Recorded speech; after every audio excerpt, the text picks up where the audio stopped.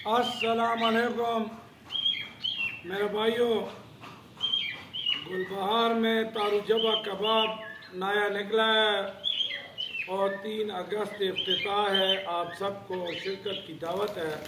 और कल हफ्ते के दिन अशूरे का इंशाअल्लाह सुबह 11 बजे आप सबको वहाँ आओ, हमारे साथ लंगर खाओ, खत कुरान ख़वानी होगी, उसके बाद दुआ होगी।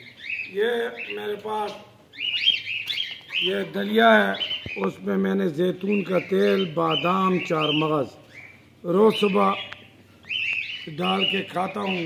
ये शुगर के लिए, ब्लड प्रेशर के लिए और दिल की धड़कन के लिए, दिल की गरमाइश के लिए, पट्टों के लिए बड़े बेहतरीन इलाज है। इसमें बादाम है, 4 मगज़ है, जौ का दलिया है और जैतून का तेल है। और ये बहुत ज़बरदस्त बनता है और ये बहुत ज़बरदस्त इलाज है शुगर का, दिल की धड़कन का। तो मेरे भाइयों, ये रोज़ अपना मामूल बना लो और ये सुन्नत रसूलुल्लाह भी है। चल